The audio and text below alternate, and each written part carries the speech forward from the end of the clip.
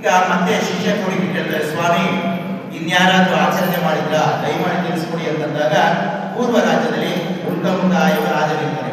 ಆತನು ಶಕ್ತಿಶಾಲಿಯಾಗಿರ್ತಾನೆ, ಎಲ್ಲಾ ಕಡೆ ಜಯ ವಿಜಯಗಳು ಸಿಕ್ಕಾಗುತ್ತೆ.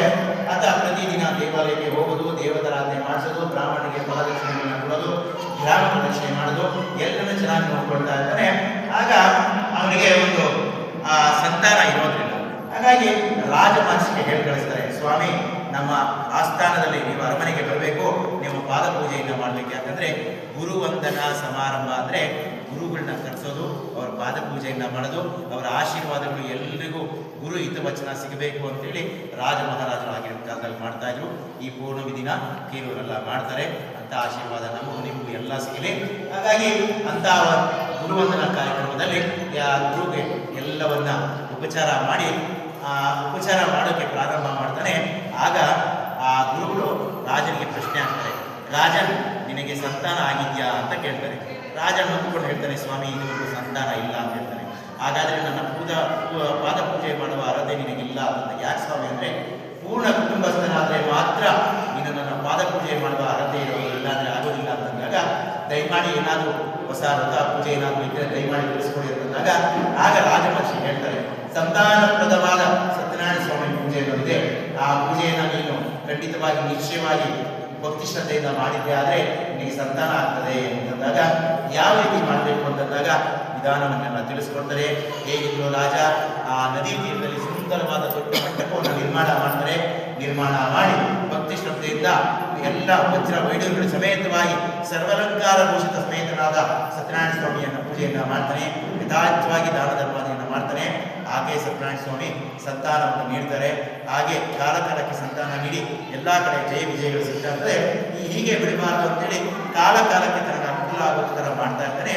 ಒಬ್ಬ ವ್ಯಾಪಾರಸ್ಥ ಶೆಟ್ಟಿ ಅಲ್ಲಿ ಅದೇ ಊರಿನವರಾಗಿರೋದ್ರಿಂದ ದೋಣಿಯಲ್ಲಿ ವಜ್ರ ವೈಡೂರ್ಯನೆಲ್ಲ ತುಂಬಿಸ್ಕೊಂಡು ಅದೇ ಊರಿನವರಾಗಿರೋದ್ರಿಂದ ದೋಣಿಯನ್ನ ನದಿ ತೀರದಲ್ಲೇ ಬಿಟ್ಟು ಆ ನದಿ ತೀರದಲ್ಲಿ ಮಂಟಪವನ್ನು ನೋಡಿ, ನಮ್ಮೂರಿನ ರಾಜರು ಏನೋ ಮಾಡ್ತಾ ಇದ್ದಾರೆ ಅಂತೇಳಿ ಅಲ್ಲಿಗೆ ಹೋಗಿ ಶ್ರದ್ಧಾಭಕ್ತಿಯಿಂದ ಅಲ್ಲೇ ಕೂತ್ಕೊಂಡು ಕಥಾಶ್ರಮವನ್ನು ಕೇಳಿಕೊಂಡು ರಾಜ ಮಹಾರಾಜರು ಎಲ್ಲರೂ ಏನೋ ಪ್ರಸಾದವನ್ನು ನೀಡ್ತಾ ಇರ್ತಾನೆ. ಈತನು ಹೋಗಿ ಪ್ರಸಾದ ತಗೊಳ್ತಾನೆ. ಸ್ವಾಮಿ ಇದು ಯಾವ ರೀತಿ ಪೂಜೆ ಇದು ಯಾವ ರೀತಿ ಪೂಜೆ, ಇದನ್ನು ಆಚರಣೆ ಮಾಡಿದ್ರೆ ಎಂಥ ಫಲ ಸಿಗುತ್ತೆ, ದಯಮಾಡಿ ನಮಗೆ ತಿಳಿಸ್ಕೊಡಿ ಅಂತಂದಾಗ ಇದು ಸಂತಾನಪ್ರದವಾದ ಸತ್ಯನಾರಾಯಣ ಸ್ವಾಮಿ ಪೂಜೆ, ಇದನ್ನು ಆಚರಣೆ ಮಾಡಿದರೆ ಎಂಥ ಸಂಕಷ್ಟಗಳು ನಿವಾರಣೆ ಆಗ್ತದೆ, ಸಂತಾನ ಆಗ್ತದೆ ಅಂತಂದಾಗ ನಿಶ್ಚಯವಾಗಿ ಸಂತಾನ ಆಗ್ತದ ಅಂತ ಕೇಳ್ತಾನೆ. ಹೌದು ನನಗೂ ಆಗಿದೆ ಅಂತಂದಾಗ ನನಗೆ ಸಂತಾನ ಇಲ್ಲ, ಹಾಗಾಗಿ ಇದರ ವಿಧಾನವನ್ನೆಲ್ಲ ತಿಳಿಸ್ಕೊಡಿ ಅಂತ ವ್ಯಾಪಾರಸ್ಥ ಶೆಟ್ಟಿ ಕೇಳ್ತಾರೆ. ವಿಧಾನವನ್ನ ತಿಳ್ಕೊಡ್ತಾನೆ. ನನ್ನ ಮಡದಿಗೂ ಸ್ವಲ್ಪ ಪ್ರಸಾದ ಬೇಕು ಅಂತೇಳಿ ಗೀಸ್ಕೊಡ್ತಾನೆ. ಮಡದಿ ಲೀಲಾವತಿ ಬಳಿ ಬಂದು ಎಲ್ಲವನ್ನ ಹೇಳ್ತಾನೆ. ಈ ರೀತಿ ನಮ್ಮೂರಿನ ರಾಜರು ಮಾಡಿದ್ರಿಂದ ಅವರಿಗೆ ಸಂತಾನ ಆಗಿದೆ, ನಾವು ಕೂಡ ಮಾಡೋಣ ಅಂತೇಳಿ ಇಬ್ಬರು ಕೈಯಲ್ಲಿ ಪ್ರಸಾದ ಇಟ್ಕೊಂಡು ಮಹಾಸಂಕಲ್ಪವನ್ನು ಮಾಡಿಕೊಡ್ತಾರೆ. ಆ ಸಂಧ್ಯಾ ಸಮಯದಲ್ಲಿ ಮಹಾಸಂಕಲ್ಪವನ್ನು ಮಾಡಿಕೊಳ್ಳದ ಪ್ರಭಾವ, ಆ ಪ್ರಸಾದ ತಗೊಂಡಿದ್ದ ಪ್ರಭಾವ ಆ ದಿನದಿಂದಲೇ ಆಕೆ ಗರ್ಭವತಿ ಆಗ್ತಾಳೆ. 10ನೇ ತಿಂಗಳಲ್ಲಿ ಪುತ್ರಿಕಾ ರತ್ನ ಹೆಣ್ಣು ಮಗುವಿಗೆ ಜನ್ಮ ಕೊಡ್ತಾಳೆ. ನೋಡೋದಕ್ಕೆ ತುಂಬಾ ಕಲಾಂಶವಾಗಿರೋದಕ್ಕೆ ಚೆನ್ನಾಗಿರೋದಕ್ಕೆ ಕಲಾವತಿ ಅಂತ ನಾಮಕರಣ ಮಾಡ್ತಾರೆ. ನಾಮಕರಣ ಮಾಡಿದ ಸಮಯದಲ್ಲೂ ಸಹ ಆ ಹೆಂಡತಿ ಲೀಲಾವತಿ ವ್ಯಾಪಾರಸ್ಥ ಶೆಟ್ಟಿಗೆ ಹೇಳ್ತಾನೆ, ಸ್ವಾಮಿ ನಾಮಕರಣ ಮಾಡ್ತಾ ಇದ್ದೀವಲ್ಲ, ಈ ಸಮಯದಲ್ಲಿ ಸತ್ಯನಾರಾಯಣ ಸ್ವಾಮಿ ಪೂಜೆಯನ್ನ ಮಾಡೋಣ ಅಂತಂದಾಗ ಈಗಿನ ಮಗು ಚಿಕ್ಕದು, ಸ್ವಲ್ಪ ದೊಡ್ಡದಾದ್ಮೇಲೆ ಮಾಡೋಣ, ಬಂಧು ಬಾಂಧವನ್ನೆಲ್ಲ ಕರೆಸಿ ಮಾಡೋಣ ಅಂತಂದಾಗ ಆ ಸಮಾಧಾನ ಪಡಿಸಿ ವ್ಯಾಪಾರಕ್ಕಾಗಿ ಹೊರಟೋಗ್ತಾನೆ. ಕಾಲ ಕಾಲಕ್ಕೆ ಹೋಗಿ ಬರೋದು ಮಾಡ್ತಾ ಇರ್ತಾನೆ. ಆದ್ರೂ ಸಹ ಪದೇ ಪದೇ ಹೆಂಡತಿ ಹೇಳಿದ್ರು ಸತ್ಯನಾರಾಯಣ ಸ್ವಾಮಿ ಪೂಜೆ ಮಾಡೋದಿಲ್ಲ. ಆಗ ಆ ಮದುವೆ ವಯಸ್ಸಿಗೆ ಮಗಳು ಬಂದ್ಬಿಡ್ತಾಳೆ. ಬಂದಾಗ ನೋಡ್ತಾನೆ, ಮಗಳ ಮದುವೆ ಮಾಡಬೇಕು ಅಂತೇಳಿ ತನ್ನ ಬಂಧು ಬಾಂಧವರಿಗೆಲ್ಲ ಹೇಳಿ ಕಳಿಸ್ತಾನೆ, ನಮ್ಮ ಮಗಳಿಗೆ ಮದುವೆಯನ್ನ ಮಾಡ್ತಾ ಇದ್ದೀರಿ, ಯಾರಾದ್ರೂ ಅನುರೂಪನಾದ ವರನಿದ್ರೆ ದಯಮಾಡಿ ತಿಳಿಸ್ಕೊಡಿ ಅಂತಂದಾಗ ಸ್ವಾಮಿಯ ಪ್ರಭಾವ ಇವರಿಗಿಂತ 4ರಷ್ಟು ಶ್ರೀಮಂತನಾದ ಅಡಿನೇ ಸಿಗ್ತಾನೆ. ವಿಜೃಂಭಣೆಯಿಂದ ಮದುವೆ ಕೂಡ ಮಾಡ್ತಾನೆ. ಆ ಮದುವೆ ಸಮಯದಲ್ಲೂ ಕೂಡ ಹೆಂಡತಿ ಹೇಳ್ತಾನೆ, ಸ್ವಾಮಿ ಮದುವೆವರೆಗೂ ಬಂದ್ಬಿಟ್ಟಿದೆ, ಏನಾದ್ರೂ ಮಾಡಿ ಸತ್ಯನಾರಾಯಣ ಸ್ವಾಮಿ ಪೂಜೆ ಮಾಡೋಣ ಅಂದಾಗ ಆಗ್ಲೂ ಸಹ ಸರಿಯಾದ ಸಮಾಧಾನ ಮಾಡ್ತಾನೆ. ಇನ್ನ ಬಂಧು ಬಂಧವೆಲ್ಲ ತುಂಬಾ ಜನ ಜಾಸ್ತಿ ಇದ್ದಾರೆ, ಅಡಿನ ಮಗಳನ್ನ ಕೂರಿಸಿ ಸತ್ಯನಾರಾಯಣ ಸ್ವಾಮಿ ಪೂಜೆ ಮಾಡೋಣ ಅಂತೇಳಿ ಸಮಾಧಾನ ಮಾಡಿ ಅಡಿನ ಕರ್ಕೊಂಡು ರತ್ನಪುರ ಎಂಬ ದೇಶಕ್ಕೆ ಹೊರಟೋಗ್ತಾನೆ. ಅಲ್ಲಿ ಹೋಗಿ ವ್ಯಾಪಾರ ಪ್ರಾರಂಭ ಮಾಡೋಣ ಅಂತೇಳಿ ಹೋಗ್ತಾ ಮಾರ್ಗ ಮಧ್ಯದಲ್ಲಿ ಮಹಾವಿಷ್ಣು ಶಾಪ ಇಟ್ಬಿಡ್ತಾರೆ, ನಿನಗೆ ಅಷ್ಟಕ್ಕಷ್ಟಿಗೆ ಬರಲಿ ಅಂತಂದಾಗ. ಆಗ ಇನ್ನೇನು ಹೋಗಿ ಆ ರಾಜ್ಯದಲ್ಲಿ ಇಳಿದು ಆ ಪೆಟ್ಟಿಗೆಗಳನ್ನ ಇಳಿಸೋಕೆ ನೋಡಬೇಕು. ಅಷ್ಟರಲ್ಲಿ ಜಯ ವಿಜಯರಲ್ಲ ದ್ವಾರಪಾಲಕರು ಕಳ್ಳರ ವೇಷ ಧರಿಸಿ ಅಲ್ಲೇ ಇರ್ತಕ್ಕಂಥ ರಾಜಧನವನ್ನ ಅಪಹರಣ ಮಾಡಿ ಅವರ ದೋಣಿಯನ್ನು ತಂದು ಹಾಕ್ಬಿಡ್ತಾರೆ. ಆ ಸೈನಿಕರು ನೋಡ್ಬಿಡ್ತಾರೆ. ಆ ನೋಡಿದವರು ಇವ್ರನ್ನ ಬಂದು ಇವರಿಬ್ಬರನ್ನ ಇಟ್ಕೊಳ್ತಾರೆ. ವ್ಯಾಪಾರಸ್ಥರು ಇಬ್ಬರನ್ನ ಬಂಧಿಸ್ತಾರೆ. ಅವ್ರು ಏನ್ ಹೇಳಿದ್ರು ಕೇಳೋದಿಲ್ಲ. ನಾವು ಕಳ್ಳರಲ್ಲ, ನಾವು ಇಲ್ಲಿ ಬಂದ ಕಳ್ತನ ಮಾಡಕ್ ಬಂದಿಲ್ಲ, ವ್ಯಾಪಾರ ಮಾಡಕ್ ಬಂದಿದ್ದೀವಿ ಅಂತ ನಾವು ಸಹ ಕೇಳೋದಿಲ್ಲ. ಅವರಿಬ್ಬರನ್ನ ಬಂಧಿಸಿ ರಾಜನ ಸಮೀಪಕ್ಕೆ ಬಂದು ನಿಲ್ಲಿಸ್ತಾರೆ. ರಾಜನ ಇವ್ರು ಏನ್ ಹೇಳ್ತಾರೆ ಅನ್ನೋದು ಅರ್ಥ ಆಗಲ್ಲ. ಸ್ವಾಮಿ, ನಮ್ಮ ರಾಜಧರ್ಮನ್ನ ದೋಚ್ಕೊಂಡು ಹೋಗ್ತಾ ಇದ್ರು, ಇಬ್ಬರನ್ನ ಬಂಧಿಸಿದ್ದೀವಿ, ಏನು ಶಿಕ್ಷೆ ಕೊಡಬೇಕು ಅಂತ ಅಪ್ಪಣೆ ಮಾಡಿ ಅಂತಂದಾಗ ರಾಜ ಹೇಳ್ತಾರೆ, ಕಷ್ಟ ಕಾರಾಗೃಹದಲ್ಲಿ ಹಾಕ್ಬಿಡಿ ಅಂತಂದಾಗ. ಕಾರಾಗೃಹ ಅಂದ್ರೆ ಜೈಲು. ಏನು ಕತ್ಲು ಕೋಣೆ, ಮುಂದೆ ದೀಪ, ಒಳಗಡೆ ಪ್ರಪಂಚ ಏನಾಗ್ತಾ ಇದೆ ಅಂತ ಗೊತ್ತಾಗಲ್ಲ, ಅಲ್ಲೇ ತಿನ್ನಬೇಕು, ಅಲ್ಲೇ ಮಲಗಬೇಕು, ಆ ರೀತಿ ಆಗೋಗುತ್ತೆ. ಏನು ವಸಂತಗಳಾಗ್ತಾ ಇದೆ ಅನ್ನೋದು ಗೊತ್ತಾಗಲ್ಲ.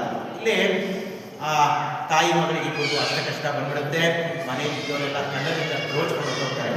ಅಷ್ಟ ಕಷ್ಟ ಇರೋದ್ರಿಂದ ಆ ತಾಯಿ ಮಗಳನ್ನ ಬಡ್ಡಿ ಸಮೇತವಾಗಿ, ಗಾಡಿ ಸಮೇತವಾಗಿ ಕಳಿಸ್ತಾರೆ. ಆಗ ನೆಂಟರಿಷ್ಟರಲ್ಲೆಲ್ಲ ಸ್ವಲ್ಪ ಸಹಾಯ ಮಾಡ್ತಾ ಇದ್ರು.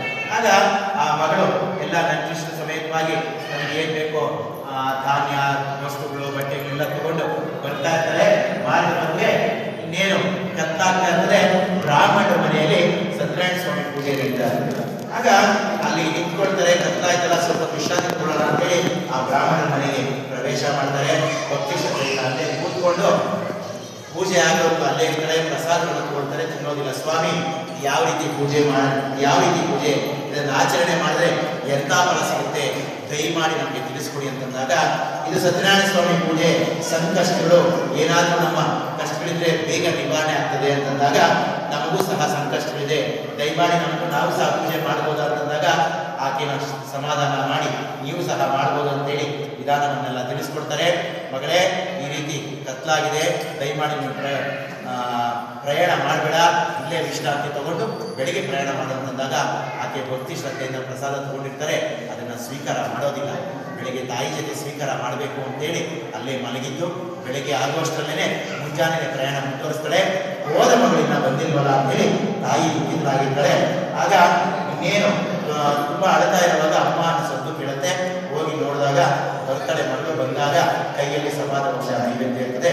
ಇದು ಸತ್ಯನಾರಾಯಣ ಸ್ವಾಮಿ ಸಚ್ಚಿಗೆ ಪ್ರಸಾದ ಅಂತಂದಾಗ, ಹೌದಮ್ಮ, ರಾತ್ರಿ ಈ ರೀತಿ ಬ್ರಾಹ್ಮಣರ ಮನೆಯಲ್ಲಿ ಸತ್ಯನಾರಾಯಣ ಸ್ವಾಮಿ ಪೂಜೆ ಮಾಡ್ತಾ ಇದ್ದು, ಅದಕ್ಕೋಸ್ಕರ ಅಲ್ಲೇ ಇದ್ದು ವಿಶ್ರಾಂತಿ ತಗೊಂಡು ಪ್ರಸಾದವನ್ನ ನಾನು ಸಹ ತಗೊಳ್ಳದೆ ನಿನಗೋಸ್ಕರ ತಂದಿದ್ದೀನಮ್ಮ ಅಂತಂದಾಗ ಆಕೆಗೆ ಆಗ ಗಮನ ಬರುತ್ತೆ. ಹೌದಮ್ಮ, ನಾವು ಸಂಕಲ್ಪ ಮಾಡ್ಕೊಂಡಿದ್ರಿ, ನಮಗೆ ಸಂತಾನವಿಲ್ಲದ ಕಾರಣ ಈ ಸತ್ಯನಾರಾಯಣ ಸ್ವಾಮಿ ಪೂಜೆ ಮಾಡಿದ್ರೆ ಸಂತಾನ ಆದ್ರೆ ಮಾಡಿಸ್ತೀವಿ ಅಂತ ಅನ್ಕೊಂಡಿದ್ವಿ, ಅದಕ್ಕೋಸ್ಕರ ನಮಗೆ ಸಂತಾನ ಆದ್ಮೇಲೆ ಮಾಡಿಸ್ತಿಲ್ಲ, ಅದಕ್ಕೋಸ್ಕರನೇ ನಾವು ಕಷ್ಟ ಕಾರ್ಪಣಿಗೆಲ್ಲ ಬಂದಿದ್ದೀನೋ ಅಂತಂದಾಗ ಆಗ ಪ್ರಸಾದವನ್ನು ತಗೊಂಡು ಸ್ವಾಮಿಗೆ ಕ್ಷಮಾಪಣೆ ಕೇಳ್ತಾರೆ. ಕೇಳಿ ಬೆಳಗ್ಗೆ ಮತ್ತೆ ಇನ್ನೊಂದು ವಾರಷ್ಟರಲ್ಲಿ ನಾವು ಏನಾದರೂ ಮಾಡಿ ಪೂಜೆ ಮಾಡ್ತೀವಿ ಅಂತಂದಾಗ ಬಂಧು ಮಿತ್ರರನ್ನೆಲ್ಲ ಕರೆಸಿ ಅದೇ ತಂದಿರ್ತಕ್ಕಂಥ ಸಾಮಗ್ರಿಗಳನ್ನೇ ಯಥಾಶಕ್ತಿಯಾಗಿ ಪೂಜೆ ಮಾಡಿಸ್ತಾರೆ. ಸ್ವಾಮಿಗೆ ತುಂಬ ಸಂತೋಷ ಆಗ್ತದೆ. ಆಗ ರಾಜನ ಕನಸಲ್ಲಿ ಹೋಗ್ತಾರೆ. ಆ ಬಂಧನಲ್ಲಿ ಇಟ್ಟಿರ್ತಾರಲ್ಲ, ಅಲ್ಲಿ ರಾಜನ ಕನಸಲ್ಲಿ ಹೋಗಿ ಅವ್ರು ಹೇಳ್ತಾರೆ, ನೀನು ಬಂಧಿಸಿಟ್ಟಿದೆಯಲ್ಲ, ಅವರಿಬ್ರು ಕಳ್ಳರಲ್ಲ, ಅವರಿಬ್ರು ವ್ಯಾಪಾರಸ್ಥರು, ಅವ್ರನ್ನ ಬೆಳಿಗ್ಗೆ ಬಿಡುಗಡೆ ಮಾಡದೇ ಇದ್ರೆ ನಿನ್ನ ರಾಜ ಪುತ್ರ ಸಮೇತನಾದ ನಿನ್ನನ್ನ ನಾಶ ಮಾಡ್ತೀನಿ ಅಂತಂದಾಗ ಬೆಳಿಗ್ಗೆ ರಾಜಸಭೆಯನ್ನು ಕರೆಸ್ತಾರೆ. ಕರೆಸಿ ಅವರಿಬ್ಬರನ್ನೂ ಕರೆಸ್ತಾರೆ. ಆಗ ಕರೆಸಿ ಅವ್ರನ್ನ ವಿಚಾರಿಸಿದಾಗ ಅವರಿಬ್ರು ವ್ಯಾಪಾರಸ್ಥರು ಅನ್ನೋದನ್ನ ನಿರ್ಣಯ ಮಾಡಿಕೊಡ್ತಾರೆ. ಆಗ ಹೇಳ್ತಾರೆ, ನೀವಿಬ್ರು ವ್ಯಾಪಾರಸ್ಥರು, ನಿಮಗೆ ಸಂಕಷ್ಟ ಆಗಿರೋದ್ರಿಂದ, ನನ್ನ ಕನಸಿನಲ್ಲಿ ಬಂದು ವಿಷ್ಣು ಹೇಳಿರೋದ್ರಿಂದ ನಿಮ್ಗೆ ಹಿಂದಿನಿಂದ ಸಂಕಷ್ಟಗಳು ನಿವಾರಣೆ ಆಗಿದೆ.